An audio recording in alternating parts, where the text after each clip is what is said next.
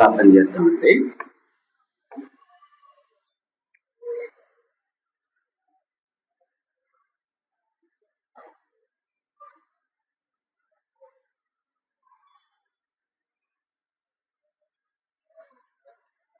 యోబు గ్రంథం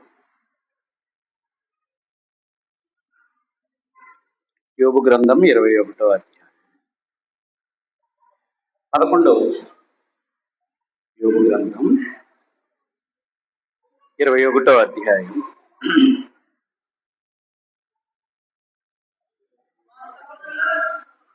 11వ వచనం. యోబు గ్రంథం 21వ అధ్యాయం 11వ వచనం. వారు తమ పిల్లలను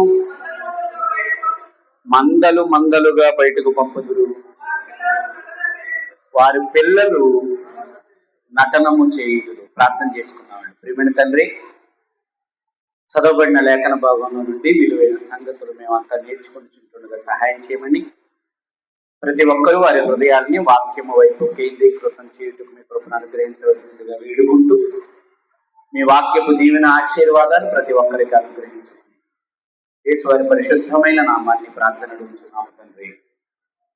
ప్రియమైన దేవుని పిల్లలారా, మరొక పాఠం చెప్పమని కోరుకున్నారు కనుక మన ధ్యానాంశం నటనకు శిక్ష నరకమే.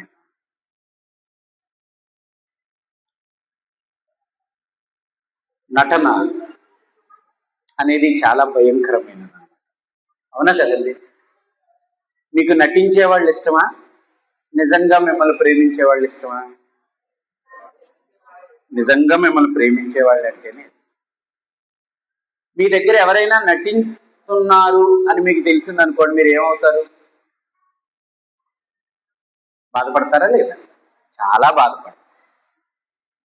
కొన్ని సంవత్సరాలుగా మీరు స్నేహం చేస్తున్నారనుకోండి ఒకరితో, ఆ కొన్ని సంవత్సరాల స్నేహం నటన అని తెలిసిందనుకోండి, మీకు ఎలా ఉంటుంది? చాలా బాధగా ఉంటుంది. ఎందుకంటే మనం ప్రేమిస్తున్నప్పుడు, మనం స్నేహం చేస్తున్నప్పుడు ఎదుటి వాళ్ళు కూడా అంతే హృదయపూర్వకంగా మనతో ఏం చేయాలి?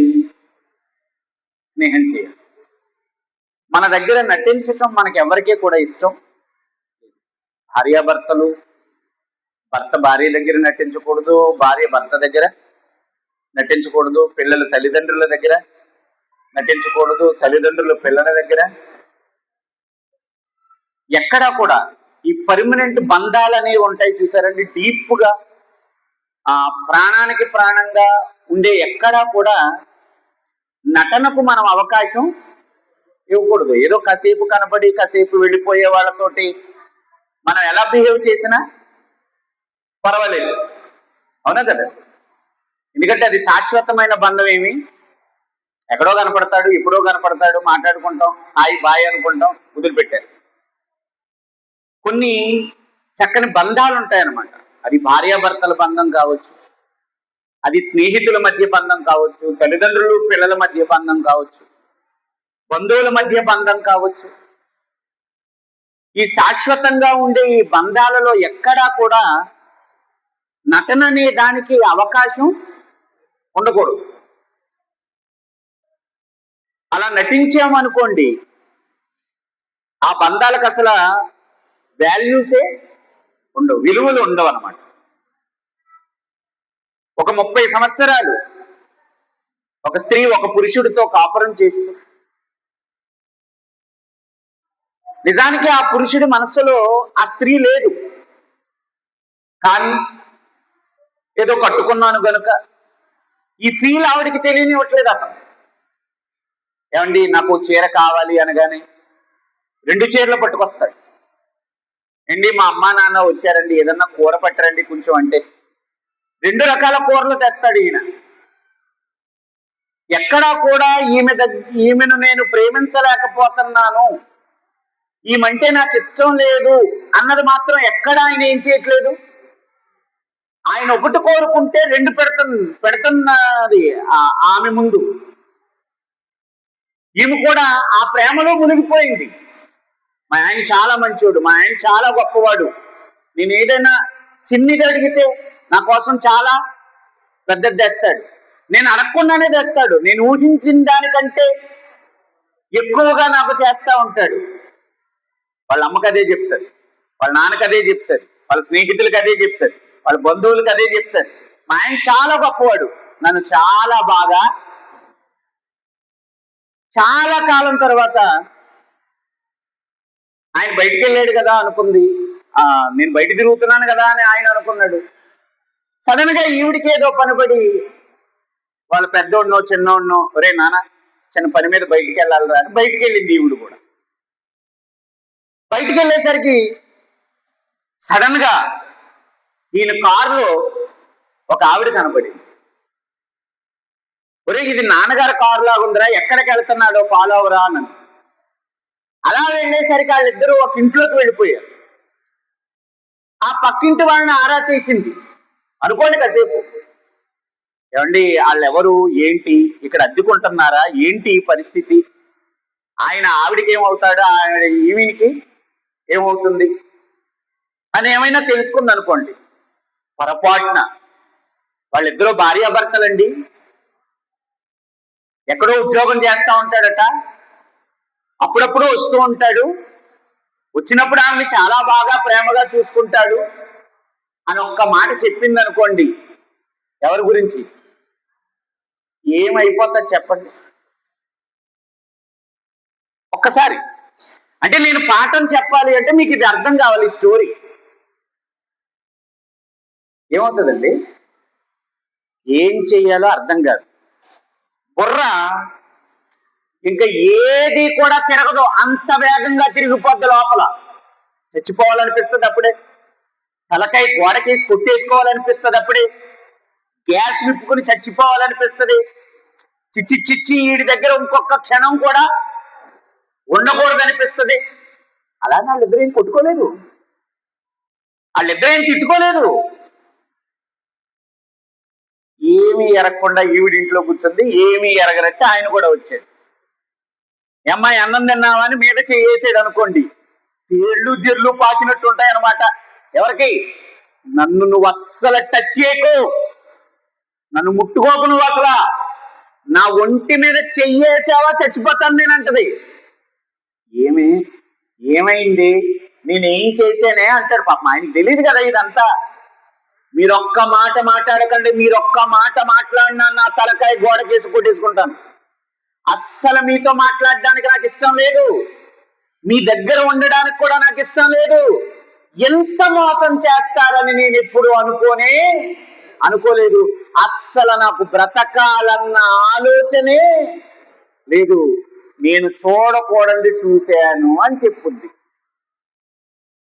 ఏమన్నా అర్థమైందా మీకు నేను చెప్పిన బాధలో? ఏమర్థమైంది?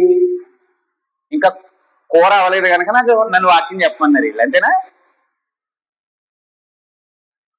వంట అవ్వలేదంట, వంట అయ్యేదాకా ఏం చేయండి, వంట అయితే ఏం చేస్తారు? అలా ఉంది మన వ్యవహారం. ఏమర్థమైంది? ఆ భార్యకు ఆ భర్త ఆమె మీద చూపిస్తున్న ప్రేమంతా నటన. ఈయన మనసులో మరొకరెవరో ఉన్నారు. నిజంగా నన్ను ప్రేమిస్తే, నిజంగా నేనే ఆయన మనసులో ఉంటే ఇంకో దారికి ఆయన వెళ్ళవలసిన అవసరత లేదు. ఇప్పుడు వెళ్ళాడు అంటే 100% వీడికి నేను నచ్చడం లేదు, వీడు నా మీద చూపిస్తున్న ప్రేమంతా. ఇప్పుడు మీరు నన్ను అడగాలి క్వశ్చన్, ఏమని అడగాలి? మీరేం అడగరు, ఎవరు చెప్పినా ఇని ఇంటికి వెళ్ళిపోతారు అంతే. అందుకే మీకు ఏంటి రావట్లేదు. అలా వినకూడదండి. బట్టల షాప్కి వెళ్ళి, అమ్మగారు ఈ చీర చాలా బాగుంటుందండి, ఈ డిజైన్ చాలా బాగుంటుందండి, ఈ పళ్ళు చాలా బాగుంటుందండి, ఇది సూపర్ వెరైటీ అనగానే సంచులు ఎట్టేయమంటావా? చెప్పండి. ఊరుకో బాబు, ఇప్పు తిరగి, ఏమన్నా డ్యామేజ్ ఉందా, దాన్ని నట్టుకుని నలిపేస్తా ఉంటావు. ఏంటి ఎదో చేరే? మరి వాక్యం మీద శ్రద్ధ ఏది? ఆఖరికి ఊడిపోయే చీపురు ఉంటది కదా, చీపుర్లు అమ్ముతామని వస్తున్నాడు. చీపురు అన్న తర్వాత పొలాలు ఊడిపోతాయా లేదా? ఓడదని ఆడికి చెప్పినా అది ఊడిపోద్ది అన్న సంగతి మనకి. ఆ ఊడిపోయి చీపురు కూడా అది ఎదురుకుండా తెచ్చి దుడిపేస్తాం. అంటే ఏమన్నా ఊడిపోయాయంటే ఆడి దగ్గరే ఊడిపోతాయి అని. చీపురి మీద పరిశోధన, బట్టల మీద పరిశోధన. మందుల షాప్కి వెళ్తావు, డాక్టర్ గారు రాసినయే ఇవ్వండి, సేమ్ అదే కంపెనీ ఇవ్వండి. మళ్ళీ ఆ పాతట్ట కొత్తట్ట దగ్గరెట్టుకు చూసుకోవడం. చదువు లేదన్నమాటే గాని అన్ని తెలివితేటలు ఉన్నాయి మనకి, లేదా? చదువు ఒకటే లేదు, అన్నీ తెలుసు. బైబిల్ దగ్గర మాత్రమే మీ నాటకాలు. అస్సలు దేవుడు ఇక్కడ ఏం ఒప్పుకోడండి. పాత రోజులు ఇప్పుడంటే ఏదన్నా వాయిస్ మెసేజ్ ఇచ్చేస్తుంది, ఫోన్ మాట్లాడేసుకుంటున్నాం. ఎంత దూరంలో ఉన్నోడితోటనే 5 నిమిషాల్లో ఫోన్ మాట్లాడేస్తున్నాం. ఉత్తరాలు లెటర్స్. అప్పుడు చదువుకోలేని తల్లులు ఏం చేసేవారు? చదువుకున్నోళ్ళ దగ్గరికి వెళ్ళి, మరి మీరు బైబిల్ మీకు చదువు రాదు, సరే చదువు రాదని మనకెట్టి గూట్లో ఎలా పెడుతున్నావు? చదువు వచ్చినోడి దగ్గరికి పట్టుకెళ్ళి చదివించుకోవాలి కదా. ఉత్తరం చదువు రాదని చింపేసి పాడేసావా? ఆడి దగ్గరికి వెళ్ళా, వీడి దగ్గరికి వెళ్ళా, ఒక్కొక్కటి చదివితే అర్థం అవదంట. బాగా చదివేవాడి దగ్గరికి వెళ్ళి చదివించుకుంటాం. లోకంలో మరి మీకు ఇన్ని తెలివితేటలు ఉన్నప్పుడు బైబిల్ మీద కూడా తెలివితేటలు పెట్టాలిగా. పెట్టాలా వద్దా? దేవుడు అడుగుతాడు రేపు పొద్దున్న, ఏ చదువు రాదని ఏం మానేసావు? వడ్డీకి ఇచ్చావు, వడ్డీ పట్టుకొచ్చాడు. ఇప్పుడు నాకు చదువు రాదురా, ఎంతో కొంత తీయంటావా? పక్కన ఉన్నోడిని పిలుపుతావు, అమ్మా కొంచెం లెక్క చూడమ్మా, కరెక్ట్ ఇస్తున్నాడో లేదో. డబ్బులు లెక్కెడతాను రాకపోతే పక్కడితో లెక్కెట్టిస్తావు కదా. మరి వాక్యం దగ్గర తెలివితేటలు ఏమైనాయి? అడగడని నువ్వు అనుకుంటే నీ పొరపాటది. నువ్వు కొలిసినట్టే ఆయన కూడా కొలుస్తాడు. నువ్వు అన్ని బాగానే ఉన్నావుగా, చీరల దగ్గర, బట్టల దగ్గర, వస్తువుల దగ్గర, బంగారం దగ్గర, వైద్యం దగ్గర, విద్య దగ్గర, అన్ని దగ్గర ఎక్కడ బాగుంటది, ఏది బాగుంటది, ఎలా బాగుంటది, అన్ని నాణ్యత. మరి వాక్యం దగ్గరికి వచ్చేటప్పటికి చెప్పేవాడు చెప్తా ఉంటాడు, వినేవాడు అంటాడు. ఇక్కడ అసలు జ్ఞానమే లేదు. ఒకడు ఉన్నాడంట, రైల్వే స్టేషన్ లో టీ అమ్ముతాడంటాడు. ఏమమ్ముతాడట? రైల్వే స్టేషన్ లో అమ్ముతాడు టీ. దేనికి అమ్ముతాడు?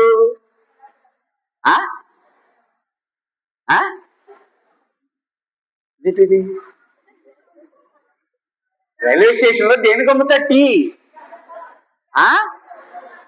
ఏంటండి ఏమన్నారు? దేనికి అమ్ముతాడంటే అక్కడ ఎవరికి అమ్ముతాడు అంటున్నాను. ట్రైన్ లో ఉన్నోళ్ళకి అమ్ముతాడు. ట్రైన్ వస్తుంది కదా, ట్రైన్ వచ్చినప్పుడు వెంటనే క్యాన్ పట్టుకుని tea tea tea tea tea tea tea tea tea tea అని తిరుగుతాడట. ఏ ట్రైన్ వచ్చినా tea tea tea tea tea tea అని వెళ్ళిపోతాడట. ఒక రోజు ట్రైన్ వచ్చిందంట, ట్రైన్ వచ్చేటప్పటికి మొత్తం క్యాన్ పట్టుకుని tea tea tea tea tea tea అని ఆ చివరికి వెళ్ళిపోయాడట. మళ్ళీ ఆ చివరి నుంచి tea tea tea tea tea అని ఈ చివరికి వచ్చాడట. ఇద్దరు తప్ప ఎవరో కొనలేదండి టీ. వీడికి డౌట్ వచ్చి, అయ్యగారు అక్కడెక్కడో ఒక ఆయన తాగారండి, ఇక్కడ మళ్ళీ మీరే తాగారండి టీ, ఈ రోజు నా టీ ఎవరో కొనలేదండి అన్నాడంట. అప్పుడు ఆయన అన్నాడంట, ఒరే పనికి మాలినోడా, ఇది గూడ్స్ ట్రైన్ రా అన్నాడంట. ఏం ట్రైన్ అంట? ఏ ట్రైన్ టీ అమ్మేస్తున్నాడు? వచ్చిన ట్రైన్ ఏంటో చూసుకోవాలా వద్దా? గూడ్స్ ట్రైన్ ఎవడన్నా టీ అమ్ముతాడా? గూడ్స్ ట్రైన్ లో ఇద్దరే ఉంటారు. ఆ ఫస్ట్ బోగిలో ఇంజన్ దగ్గర ఏమో ఇద్దరు డ్రైవర్స్ ఉంటారు, వెనకాల తోక దగ్గర ఏమో ఒక గార్డ్ ఉంటారు జెండా పట్టుకుని. వీళ్ళు ముగ్గురు తప్ప ఆ ట్రైన్ లో ఎప్పుడూ ఉండరు. వీడు పని కట్టుకుని ఆ గూడ్స్ ట్రైన్ కి ఏమమ్ముతున్నాడంట అంటే టీ అమ్ముతాం అలవాటు చేసుకున్నాడు తప్ప దేనికి అమ్ముతున్నానన్న జ్ఞానం ఆ వెధవకి లేదు. ఎందుకు చెప్పాను చెప్పండి? ఎందుకు చెప్పాను చెప్పండి? మీకు గుడికి వెళ్ళటం అలవాటైంది తప్ప ఎవడొచ్చి ఏం చెప్తున్నాడు అనేది మాత్రం మీకేమి వాడు చెప్పి నేనేస్తారు. ఎవరు చెప్పినా వినమని చెప్పలేదు దేవుడు. మీరేమి వినుచున్నారో జాగ్రత్తగా చూసుకోండి. ఈ వాక్యమే మిమ్మల్ని పరలోకానికి తీసుకెళ్తుంది. ఇదే వాక్యం మిమ్మల్ని పాతాళానికి కూడా తీసుకెళ్తుంది. తెలుసా మీకు? తెలీదా? ఇదే వాక్యం దేవుడు చెప్తాడు. ఇదే వాక్యం దెయ్యం కూడా చెప్పుద్ది. దెయ్యం మిమ్మల్ని నేను దెయ్యాన్ని రాదంట. వెలుగు దూత వేషం వేసుకుని వస్తుందట మన దగ్గరికి. దొంగోడు ఎలా రావాలి మన దగ్గరికి? దొంగోడుగా వస్తే ఎవడైనా మోసపోతారా? చక్కగా టై కట్టుకుంటాడు, చక్కగా టక్ చేసుకుంటాడు, షూ వేసుకుంటాడు, చాలా డిగ్నిటీగా వస్తాడు. మేము పలానా కంపెనీ నుంచి వచ్చామండి అంటాడా లేదా? మోసం. ఆడు సబ్బులు మోసం, ఆడి సర్ఫ్ మోసం, ఆడి బంగారం మోసం, ఆడి బ్యాంకులో డిపాజిట్ చేసే డబ్బు మోసం. ఈ మోసగాళ్ళందరూ ఎలా వస్తారు? మోసగాళ్ళగా రారు, దర్జాగా వస్తారు. మరి దెయ్యం తెస్సలోనికీయులకు రాసిన పత్రిక 2వ పత్రిక 2వ అధ్యాయం 4వ వచనం. తెస్సలోనికీయులకు రాసిన 2వ పత్రిక 2వ అధ్యాయం 4వ వచనం. ఏది దేవుడనబడునో, ఏది పూజింపబడునో దానంతటిని ఎదిరించి, దానంతటికి పైగా వాడంటే ఎవడో? దెయ్యంగాడు, సాతానుగాడు. మీరేమనుకుంటారో తెలుసా? సాతానుగాడు అనగానే పెద్ద నాలికి, పెద్ద పెద్ద కళ్ళు, పార్ల లాంటి పళ్ళు అనుకుంటారా? దెయ్యం అలా లేదు. దెయ్యం దేవుళ్ళా కనపడతాడు మనకి. ఏది దేవుడు అనబడునో, ఏది పూజింపబడునో దానంతటిని ఎదిరించి వాడు దానంతటికి పైగా తన్ను తాను హెచ్చించుకొనుచు తాను దేవుడనని. దెయ్యం ఎలా కనబడతాడట? దేవుడుగా కనబడతాడు. కనుక మీరు మోసపోకూడదు. వాడి దగ్గర కూడా ఏముంటది? వాక్యమే ఉంటది. యేసుప్రభు దగ్గరికి వెళ్ళి ఏం చెప్తుంది అది? యేసుప్రభు 40 దినాలు కొండ మీదకి ఉపవాసానికి వెళ్ళిపోయాడు కదా. యేసుప్రభుని మాయ చేయడానికి వెళ్ళింది అది, మోసం చేయడానికి వెళ్ళింది అది. అప్పుడు ఏం చెప్తుంది ఆయనకి? వాక్యం చెబుతుంది, నీ పాదములకు రాయి తగులకుండా వారు తమ చేతులతో ఎత్తి పట్టుకుందురని వ్రాయబడి ఉన్నది కదా. దూకే అంటుందంటే అంటే వాక్యమై ఉన్న యేసుకే వాక్యం చెబుతుంది, మనకి చెప్పదా? మనకే వాక్యం చెప్తుంది. మరి దెయ్యం చెప్తున్న వాక్యమా, దేవుడు చెప్తున్న వాక్యమా మనం తెలుసుకోవాలా? తేడా తెలుసుకోవాలా? మరి చదవకపోతే ఎప్పుడు తెలుసుకుంటారు? ఎవ్వరు చెప్పినా నమ్మకండి, ఎవ్వరు చెప్పినా గుడ్డిగా వినకండి. విని ఇంటికి వెళ్ళాక బైబిల్ ముందు పెట్టుకుని ఏం చేయాలి? దాన్ని వాళ్ళు చెప్పిన సంగతులు అలాగున్నవో లేవో అని నేను చెప్పింది కూడా మీరు వినకూడదు. ఇంటికి వెళ్ళిన తర్వాత రాసుకున్నవన్నీ దగ్గర పెట్టుకుని, లేఖనాలన్నిటినీ దగ్గర పెట్టుకుని, నిజమేనా? ఇలా చెప్పాడు, దీనికి ఇది మ్యాచ్ అవుతుందా? ఇది వాక్యం సమర్థిస్తుందా? ఇది వింటే నేను పరలోకం వెళ్తానా? ఇది వింటే నా ఆత్మకు క్షేమమా? ఇన్ని విషయాలు మీరు ఏం చేయాలి ఇంటికి వెళ్ళిన తర్వాత. కానీ మీరేం చేస్తారు? ఇంటికి వెళ్ళిన తర్వాత గూట్లో పెట్టి వెళ్ళిపోతారండి. అంతేనా? మళ్ళీ పాట పాడమన్నాం అనుకోండి మిమ్మల్ని, వెండి బంగారాల కన్నా మిన్నైనది. వెండి బంగారాల కన్నా, వెండి బంగారం ఎక్కడ ఉంటది? మీ ఇంట్లో వెండి ఎక్కడ ఉంటది? మీ ఇంట్లో వెండి ఎక్కడ ఉంది? గుట్లో ఉంటుందా? ఈరువాలో ఆ లోపల అరలో ఆ లోపల ఉంటది. అవునా? మరి బైబిల్ ఎక్కడ ఉంటుంది?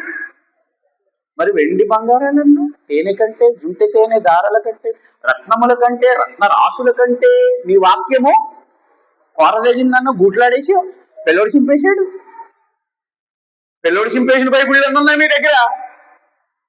ఇదిగోండి, నా బైబిల్ అసలు ఏమీ తిరగడానికి వీలవదు అనమాట. నలిగిపోద్దంటే నలిగిపోవాలి తప్ప ఏమవ్వకూడదు, అది చిరిగిపోకూడదు.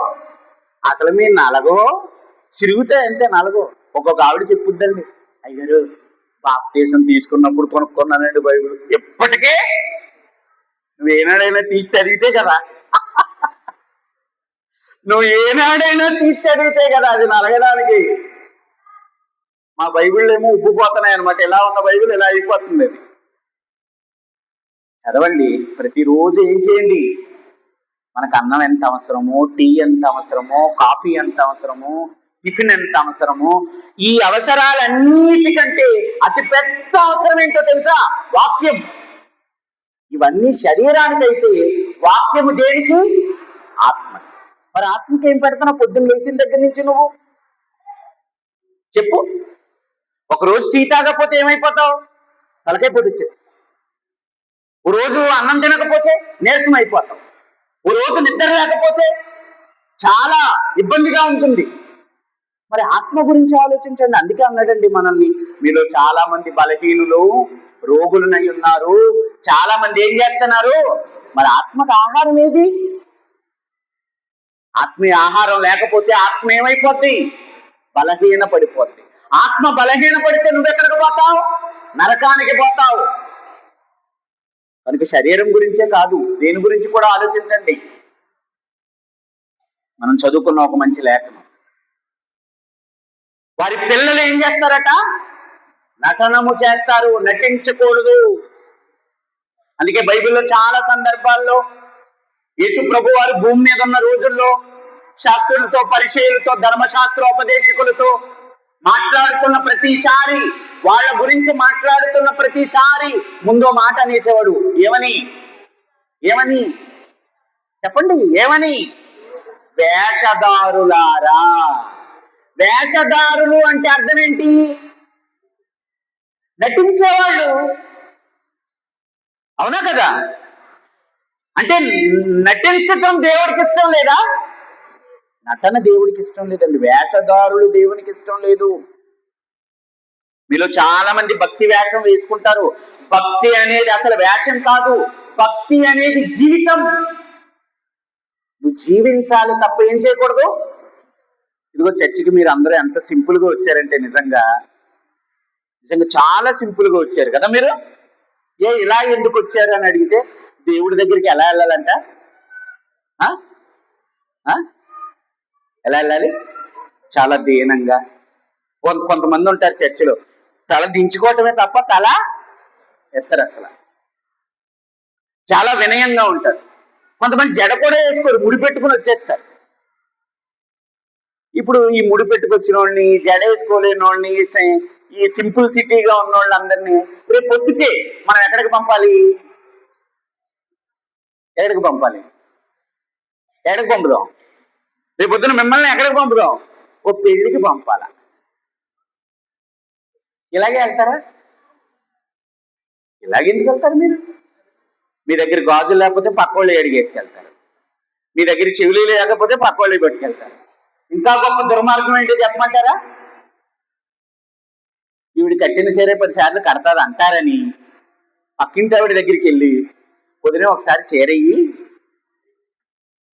పలానా ఊరేది వస్తాను, వెళ్ళి రాగానే ఉతికేసి మళ్ళీ నీకు చీర కూడా అప్పడకూడదు.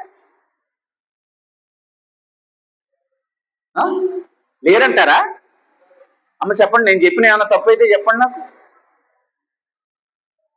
అవసరం అయితే లోకుగా ఉండాలి కానీ చెప్పులు కూడా వేసుకుపోతారు. నటన. ఆ పెళ్లిలో చూసిన దేవుడు నేను గుళ్ళో చూడడం లేదా? గుళ్ళో చూసిన దేవుడు పెళ్లిలో చూడడం లేదా? పెళ్లికి ఎలా వెళ్ళావో తెలిసిన దేవుడికి గుడికి ఎలా వచ్చావో తెలదా? ఇంటికాడ ఎలా ఉంటావో తెలదా? గుడిలో ఎలా ఉంటావో తెలీదా?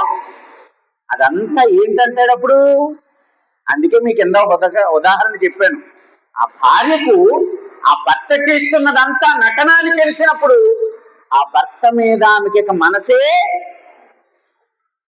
నీ భక్తి కూడా నటన అని దేవుడికి తెలిస్తే, అది కన్ఫామ్ అయిపోతే, నీ ప్రార్థన మీద గాని, నీ అర్పణ మీద గాని, నీ భక్తి మీద గాని, దేని మీద దృష్టి దేవుడు వేస్ట్ అంటాడంటే, నీ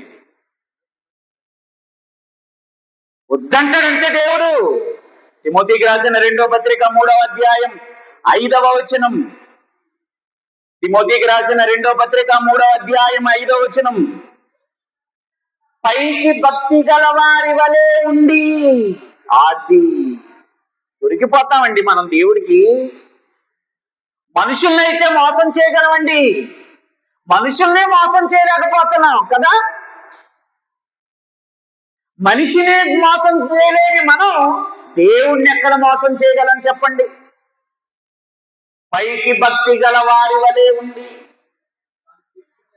శక్తి లేదు భక్తిలో, ఏమి లేదు, శక్తి లేదు. భక్తి నటన. భక్తుడుగా కనిపిస్తున్నావంటే, భక్తురాలిగా కనిపిస్తున్నావంటే నిజానికి నువ్వెవరో కాదు, భక్తుడు కాదు, నటిస్తున్నావు, భక్తిని నటిస్తున్నావు. నీ భక్తిలో ఏమి లేదు. నువ్వు భక్తుడు అయితే శక్తి ఉండాలి. భక్తి నటన. మత్తయి సువార్త 23వ అధ్యాయం, మత్తయి సువార్త 23వ అధ్యాయం 28వ వచనం తీయాలి త్వరగా. మత్తయి సువార్త 23వ అధ్యాయం 28వ వచనం. అలాగే మనుషులకు వెలుపల నీతిమంతులుగా అగపడుదురు గాని, పైకి ఎలా కనపడుతున్నారంట?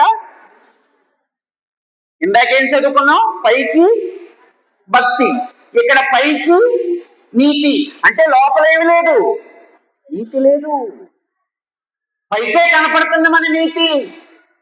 మన మాటల ద్వారా, మన నటన ద్వారా భక్తులు అనిపించుకుంటున్నాం తప్ప లోపల హృదయపూర్వకమైన భక్తి లేదు. 6వ అధ్యాయం మత్తయి సువార్త, 6వ అధ్యాయం మత్తయి సువార్త 1వ వచనం. మనుష్యులకు కనబడవలెనని వారి ఎదుట మీ నీతి కార్యాలు. అంటే మనుషులకు కనబడవలెనని చేస్తారట. ఏ కార్యాలు? మంచి కార్యాలు. అంటే కార్యాలు కూడా నటన, నీతి నటన, భక్తి నటన. 2వ వచనం చదవండి. కావున నీవు ధర్మము చేయనప్పుడు మనుషుల వలన ఘనత నుండవలెనని వేషధారుల వలె. ధర్మము నటన చేసే ధర్మం కూడా ఎవరికి కనబడాలన్నట్ట?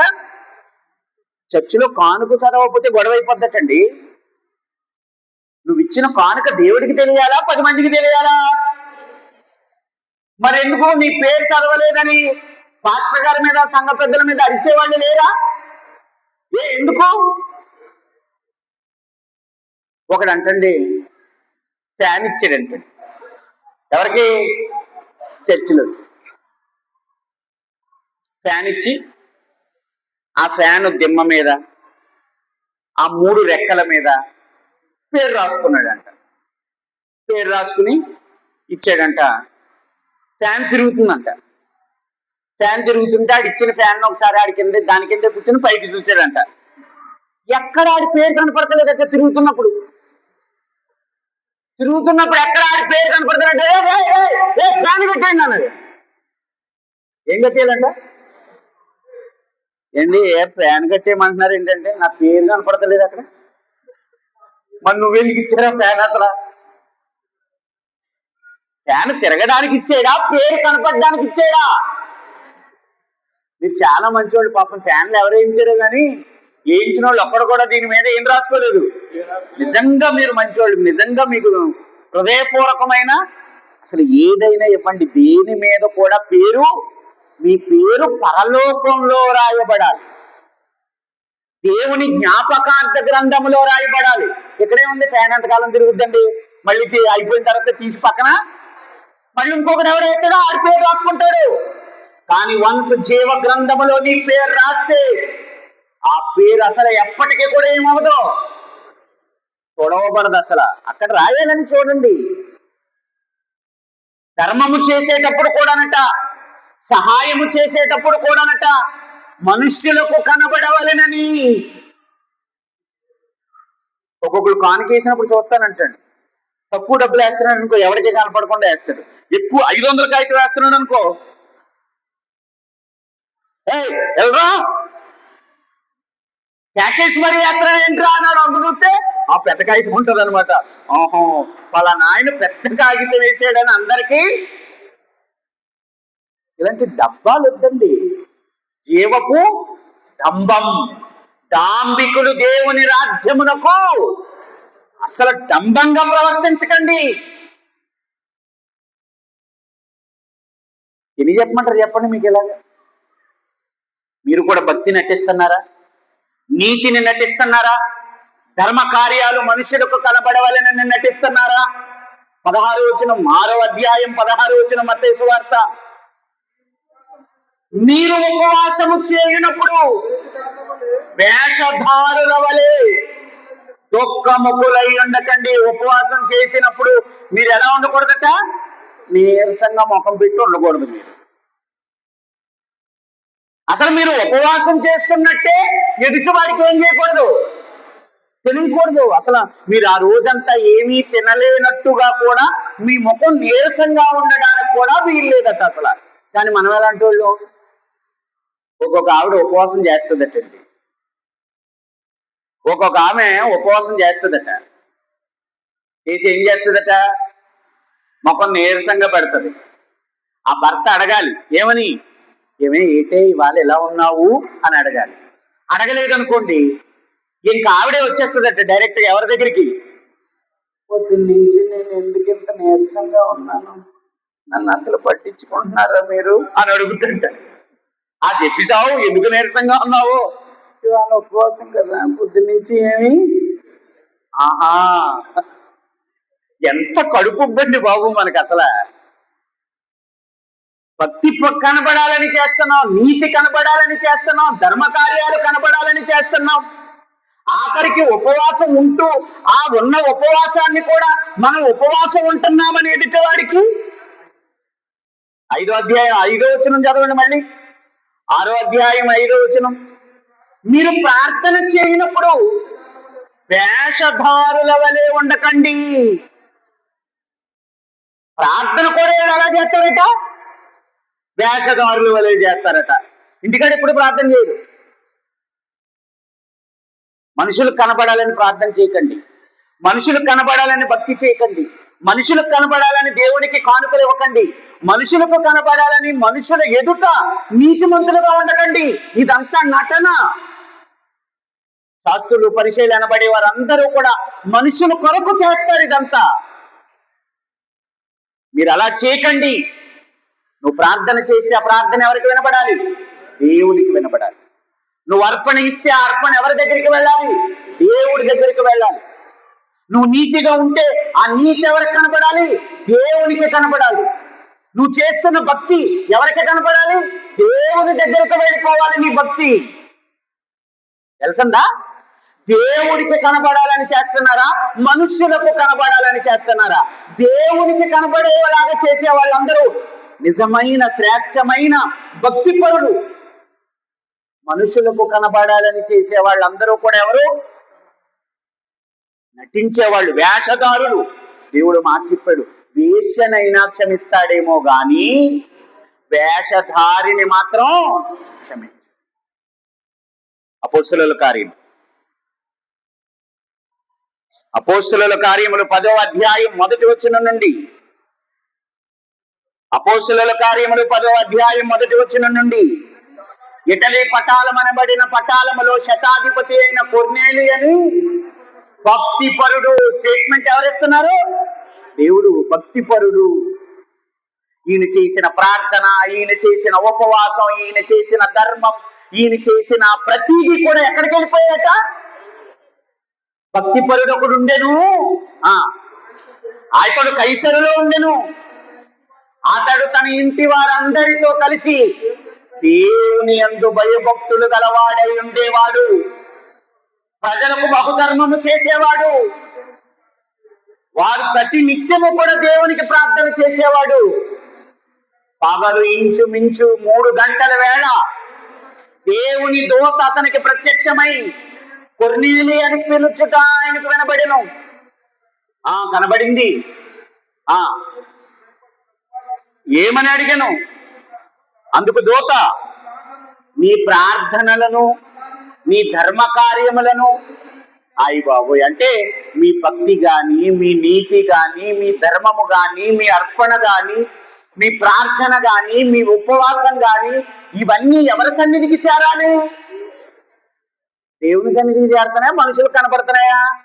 మనుషులకు కనబడేటట్టుగా మీరు భక్తి చేస్తే వ్యర్థం. దేవుడు సన్నిధికి చేరేటట్టుగా చేస్తేనే అవి శ్రేష్టమైనవి. ఒకవేళ మీరు మనుషులకు కనబడేటట్టుగా చేస్తాను అంటే, మీరు ప్రవర్తించిన ప్రతి తీరును దేవుడు తన గ్రంథములో రాసుకుంటాడు. రాసుకున్న ప్రతి దానికి కూడా తప్పక ఆయన ఏమిస్తాడు? నువ్వు మంచి చేశావా, ఆయన జీవములో ఉంటావు. నువ్వు ఆయనకి నచ్చినట్టుగా బ్రతకలేదా, ఆ అగ్నిలో ఏమైపోతావు? నువ్వు కాలిపోతావు. ప్రకటన గ్రంథం 21వ అధ్యాయం 8వ వచనం. ప్రకటన గ్రంథం 21వ అధ్యాయం 8వ వచనం. ప్రియమైన దేవుని పిల్లలు, పిరికి వారును, అవిశ్వాసులను, అసహ్యులు, ఇదే వేషధారులే మనకి ఎలాంటి వారు? నటించే వారిని మనం ఏం చేసుకుంటాం? అసహించుకుంటాం. నరహంతకులను, వ్యభిచారులను, మాంత్రికులను, విగ్రహారాధికులను, అబద్ధికులందరూ, ఆది నటించే వాళ్ళందరూ కూడా కాలిపోతారు. ఎక్కడ? కనుక నటించకండి, దేవుని సన్నిధిలో జీవించండి, దేవునికి కనబడాలని చెయ్యండి, దేవుని దగ్గరకు చేరాలని చెయ్యండి. అప్పుడు మీరు పరలోకం వెళతారు. మనుషులకు కనబడాలని చేస్తే మన క్రియల ద్వారా దేవుడు మనకేం చేస్తాడు? తీర్పు తీరుస్తాడు. ఆ తీర్పు వలన మనకేమొస్తుంది? నిత్య నరకం వస్తుంది. నటించి నరకానికి పోతారు. దేవుడు మెచ్చినట్లు భక్తి చేసి పరలోకానికి వెళతారు. నిర్ణయం ప్రార్థన చేసుకుందాం. ప్రియమైన తండ్రి, మీరు ఇచ్చిన మంచి సమయాన్ని బట్టి వందనాలు. కొన్ని మాటలు మీ పిల్లలకు చెప్పాం.